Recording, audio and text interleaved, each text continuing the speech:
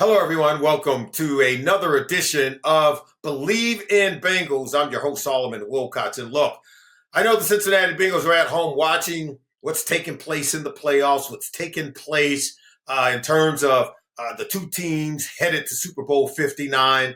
And listen, there's no way that you can't help but say that could have been us. That could have been us, the Cincinnati Bengals. There's Joe Burrow sitting there. Don't you think Joe Burrow has to be sitting at home watching Patrick Mahomes and Josh Allen play in the AFC Championship game saying, wait a minute, that's not right. That's supposed to be us. That's supposed to be the Bengals. And Joe would be right. It is supposed to be the Bengals contending every single year. So if I'm the Cincinnati Bengals and I'm sitting home watching the Baltimore Ravens in the postseason, watching the Buffalo Bills in the postseason, and obviously the Kansas City Chiefs again, going back to yet another Super Bowl. By the way, only the Cincinnati Bengals seem to be able to keep the Kansas City Chiefs from going to Super Bowls. If we want to be there this time next year, there's a lot of stuff we got to do right. And from what I can see from watching these games in the postseason, you know what it comes down to? It comes down to being able to do the little things, like holding on to the football. One fumble after another for the Washington Commanders, who are a very good football team. 4 turnovers led to 28 of the 55 points scored by the Philadelphia Eagles. So their defense took the ball away. In fact, the one turnover in the AFC Championship game was committed by Patrick Mahomes, not Josh Allen. This goes to show you, if you're a Bengals fan, and if you're Joe Burrow, and if you are the Bengals, quarterbacks need help. They need teams to win games. Quarterbacks are going to give you the opportunity, but you need teams. All right, we're going to take a break. We're going to come back with more, wrap it all up. When we do come back, we're going to be visited by a special guest. That's right, our Bleav in Bengals insider, Charlie Goldsmith. Charlie, how you doing this morning? How's it going? Hey, it's going great. Before we get to the Bengals news, notes, and nuggets, let's go around the NFL a little bit, because as we sit here recording this show, we now know who's going to be playing in Super Bowl 59. Wanted to kind of get your thoughts on the rematch between the Philadelphia Eagles and Kansas City Chiefs. This is the second time they're going to meet in the Super Bowl in the last 3 years. We know Nick Sirianni used to be a coach on the staff in Kansas City under Andy Reid. And Andy Reid is the all-time winningest coach for both of these franchises. We got a lot of history on the line here. What comes to mind when you think about this matchup? What I love so much is that they're two franchises that, we see as contenders, that they're seemingly in it every year. The Chiefs are in it every year, but both have had to undergo massive overhauls very recently. The Chiefs, how they completely scrapped to the bones and then rebuilt that defense beginning in 2022. That's how they won that first Super Bowl in this potential three-peat, and building on that over the last 3 years. You saw an Eagles team that had to reinvent itself completely as well. They fired both their coordinators. They had to, again, overhaul their defense as well. They completely changed the design of their offense. They brought in Saquon Barkley, which was a reflection of them becoming something much different. It's not that either team was like, hey, we've made it to a Super Bowl, or in the Chiefs' case, a few, and said, hey, let's keep doing this the way we've been doing it. Each were aggressive, each were decisive, each were forward thinking, and they're both much different teams than they were a few years ago.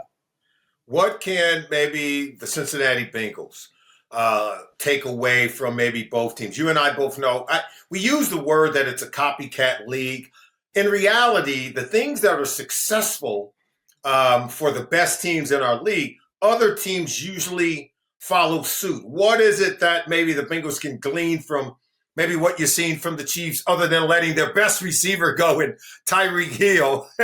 What is it that the Bengals can learn maybe from Kansas City or Philadelphia that you think could sort of help them gain some consistency to be playing in these more meaningful games year over year with Joe Burrow?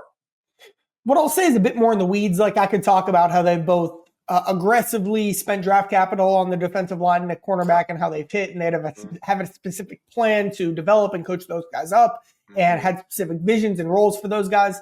Yeah. But I think a more fun one to talk about is there's one area I think Joe Burrow still has to improve. I think he was pretty much a perfect quarterback last year, but the one area is I think he needs to lean into his athleticism and his mobility a bit more.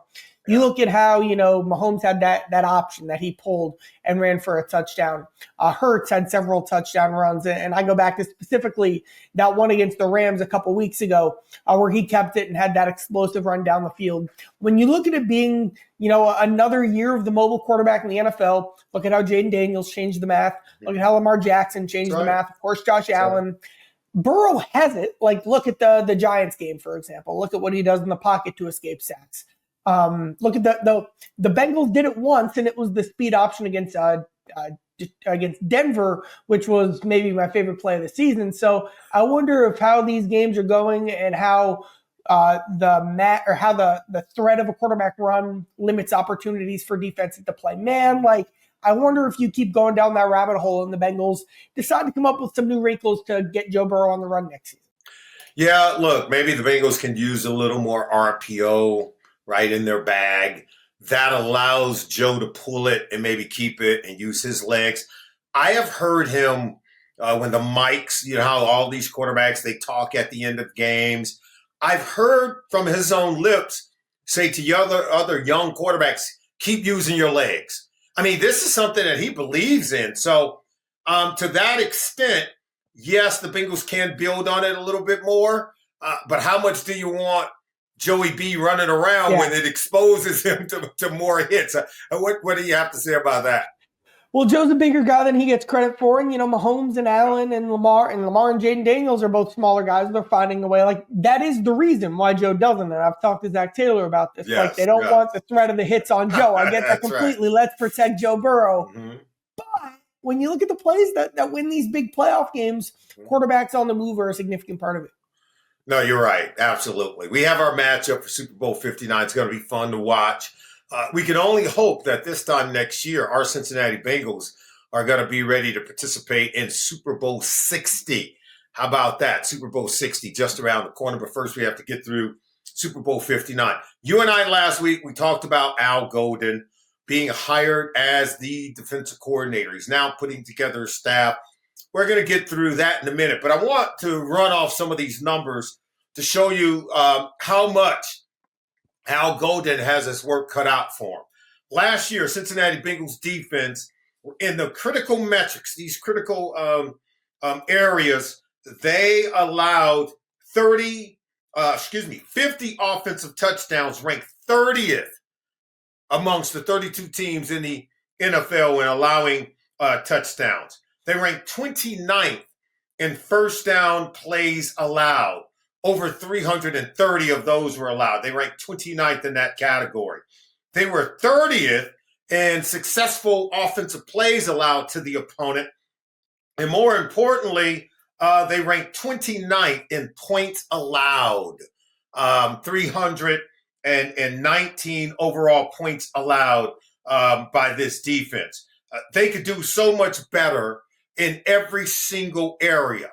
In what way, shape, or form do you think Al Golden and the staff that he's building right now defensively, and we can get to some of those names in a minute, in what way do you think he can help the defense improve over those numbers I just gave you, Charlie?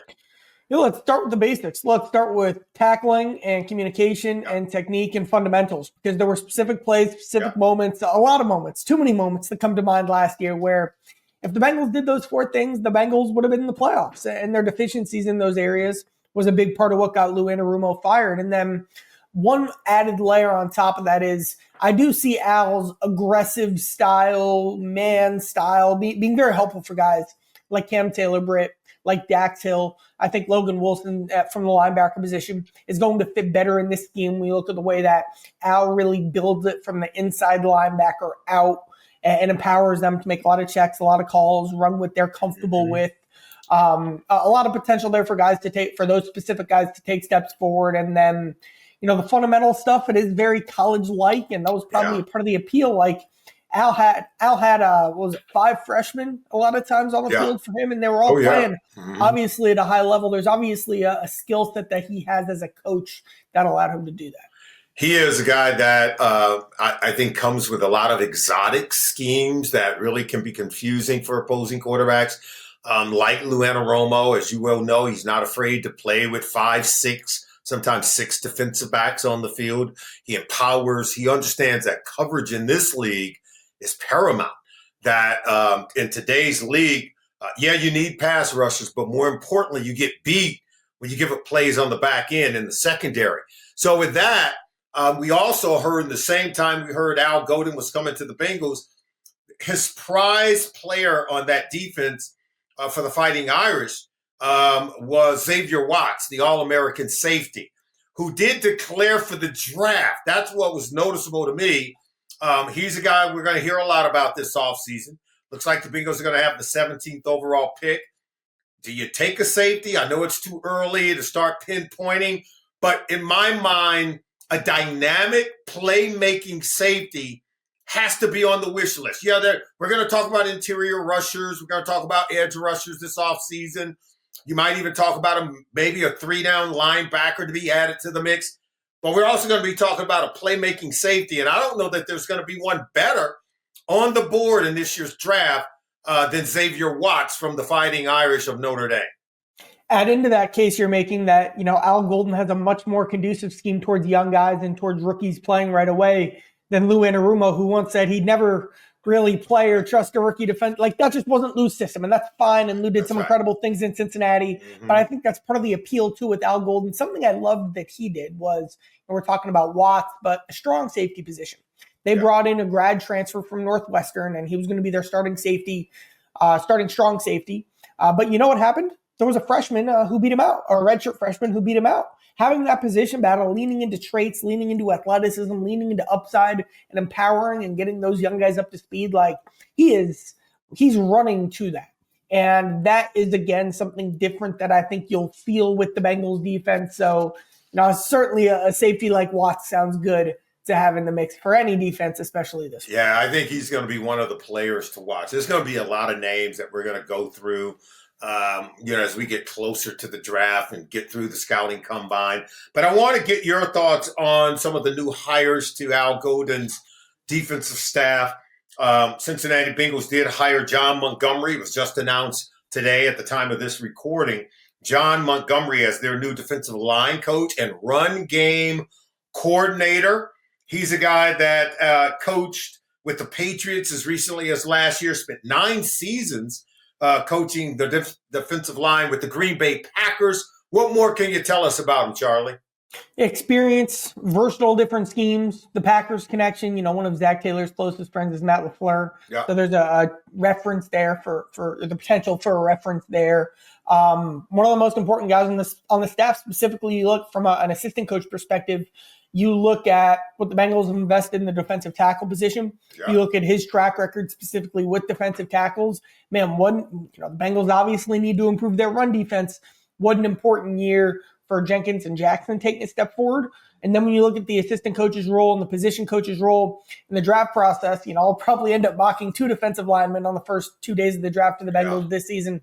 He'll be, along with Al Golden, leading that process, taking the deep dives and figuring out which guys coming out of college they're going to be banking on to save this defense. 38-year coach Mike Hodges hired as the Cincinnati Bengals linebackers coach. He spent 8 seasons with the New Orleans Saints recently. Remember, this is a guy that played at Texas A&M from 2008 to 2011. During the same time, Zach Taylor, that's right, Zach Taylor was a grad assistant on that Texas A&M team, coaching under Mike Sherman, his father-in-law at the time. And he was, of course, the tight ends coach. So he would know Mike Hodges rather well. I would think that Al Golden knows Mike Hodges rather well because, Al Golden was once the linebacker coach for the Cincinnati Bengals in 2020, and in 2021. So this is Al Golden's sweet spot on the defense. So I would believe that Mike Hodges comes with huge expectations for Zach Taylor and Al Golden. We were talking earlier about how the empowerment of the linebackers, the opportunity to lead the defense, the importance specifically in Al's schemes of linebackers making checks, linebackers getting guys into the correct calls. Yeah. Of course, Al's doing that work behind the scenes, but then in the position room, it's really Hodges leading the way up there up there on the chalkboard, telling Logan, all right, here's what you're going to do in this spot this week. I like the idea of bringing in, obviously didn't play in the NFL, but a young former player. I'm sure he's got a lot of energy. I'm sure he's that type of presence. Always good to, I think Chuck Burks is one of those guys. He's the Bengals cornerbacks coach. Always good to have several of those. Troy Walters is one of those guys, a former player. I think it's very good to have several of those personalities on your staff, and it sounds like he brings that to the table. Of course, Burks has been retained and will remain as coaching the cornerbacks in this Cincinnati Bengals secondary. It's going to be rather interesting to see how it all comes together. We already talked about some of the measurables on the defensive side where the defense simply has to improve. I want to get your thoughts on this, Charlie. In what way do you Bleav that Zac Taylor's expecting Al Golden to build a defense that's complementary to what the Bengals do offensively? And here's what I mean by that. All my years of covering the game, when I was calling games for CBS, I would go into Indianapolis and I would sit down and I would talk to Peyton Manning. I would talk to Bill Polian and Tony Dungy and how those Colts defenses were constructed. They were rather small up front, as you remember with Dwight Freeney and Robert Mathis. But what they were designed to do, and talking with Peyton Manning and Bill Polian, they were used to playing with a lead because of how fast and how rapidly Peyton Manning could score points. That they knew in the fourth quarter of games, they would have a lead on teams, and the way that they were going to be able to complement each other, you needed a defense that could get sacks, that could play really good pass defense, because teams were going to be forced to throw to keep up. And your coverage units had to be great in pass coverage. Your pass rush had to be phenomenal. In what ways is Al Golden expect to put together a complementary defense that suits what Zac Taylor and Joe Burrow are doing offensively? I'll start here, and this might not be the direction you're expecting. Joe Burrow gets better every month. And yes, he does. September's his first month. Al has already talked several times about starting fast. And I know that's kind of a bit of a cliche, but I think there's something to that in this case in particular. New scheme, young defense. There will be lots of new pieces brought into the starting lineup. And I think if you'd be sitting down with him, he'd say maybe his priority right now is having this defense ready to operate at the start of the season. He said something interesting in his press conference talking about he throws more stuff on guys' plates in the spring than most coaches. He said he doesn't want it to be new in camp. He wants, he's big on recall. He's not big on drawing something up brand new on Wednesday and, trotting that out on Sunday. And all this is a part of a set of strategies and philosophies that he has towards guys playing fast. And, that's tied to starting fast as well. I think in general, having guys playing fast is a big goal for him. But all of this time together to be able to help Burrow out with some more complimentary football in September. All right, and then November, December, just hold on, give me some splash plays, give me a couple of turnovers, and then we'll take care of the rest. Maybe Joe Burrow could tell him. But at the start of the season, that'll be very important. Lastly, how much, because think about this. When the Cincinnati Bengals in that 2021 season, I think Pratt had already been here. They bring over Logan Wilson. People don't understand that. That 2020 draft class was so foundational for Zac Taylor and for the Cincinnati Bengals, because you got Joe Burrow in the first round, you got T. Higgins in the second round, then you got this linebacker from the University of Wyoming and Logan Wilson. He comes over in the third round. And, of course, Al Golden was here at that time. He would have had hands-on in terms of one of the reasons why Logan Wilson was selected out of Wyoming. What does it mean for Al Golden to have two linebackers like Pratt and Wilson already here, two players that he's already very, very familiar with? Yeah, one of the things you said, this whole time, football IQ, playing fast, empowering linebackers, checks at the line of scrimmage, all of this will be the stuff that Al's going to be prioritizing throughout the whole draft process, throughout the whole free agency process, and already have multiple guys in the door at Paycor Stadium who fit that from the culture and tangible side, gives you a bit of a head start. It certainly beats the alternative where it's a bunch of fresh faces who don't know your way of doing things or don't fit your way of doing things. There are some pieces that clearly fit what Al has in mind. I will say this. There are some pieces that don't fit. And I There think are. That is true. Right? I think we need to go ahead and be honest with our viewers in saying this, because think about this. Whenever new coaches come into the room, they say, whoa, you're part of the group that got the last coach fired. And if we don't improve, I'm not going to let you stick around long enough to have that happen to me. This is what's facing Al Golden. This is what's facing some of the new defensive coaches who've been hired. I'm not saying that players intentionally got coaches fired, but their lack of performance got Lou Anarumo released from his job. And it's Al Golden's job is to either get those players to improve or to move on to something else. And that's up front on the defensive line, the mid areas of the linebacker, and especially in the secondary. To that, you say what, Charlie? I think Logan Wilson's locked into a starting spot this next season. I think Taylor-Britt's probably pretty safe. I think everything else is pretty much up for grabs. Of course, Trey Hendrickson's kind of in his own camp. Where is he contract-wise? All that kind of stuff. So put Trey in there if you want, but that's 3. That's 8 spots. Like Jermaine Pratt, well, Al Golden's system typically looks for more rush ability and more coverage ability as opposed to just the true old-school run-stopping thumper that Jermaine Pratt was.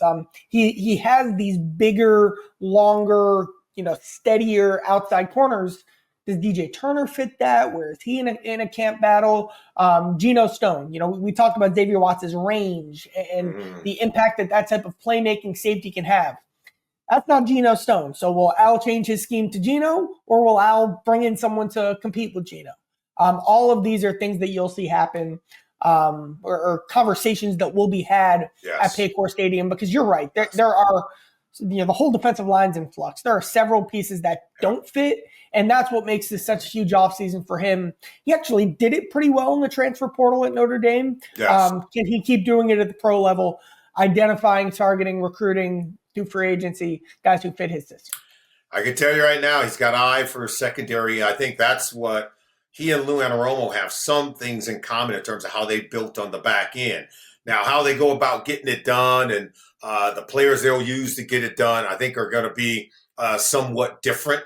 We're expecting different results. There's no doubt about it. Charlie, you're the best, my friend. Great information yet again. We wish you all the best and look forward to talking to you again next week, my friend. I'll talk to you then.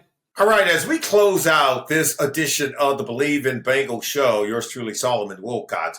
Look, I'm elated. I'm happy with the hiring of one Al Golden. I'm elated with the fact that the Cincinnati Bengals are trying to build a defense that's complementary to what we're getting on offense. And if you're going to build a defense that's complementary to the style of offense the Cincinnati Bengals are playing, which means they're scoring a lot, they're getting great production on every single drive, that means the Cincinnati Bengals have to improve upon their scoring drive percentage allowed.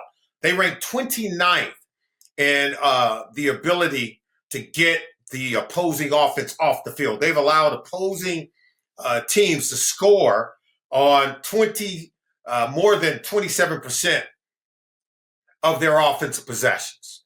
The Bengals have to do better in terms of stopping the opposing offense and getting off the field and getting the ball back for their offense. And that's what Al Golden has been tasked with.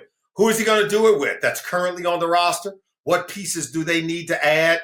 Stick around all offseason, because we're going to be here to tell you exactly what the Bengals are doing in free agency and what they're looking to do as we get closer to the 2025 draft. Thank you for joining us, everyone, right here on the Bleav in Bengals show. We'll be back with more. We'll see you again next week.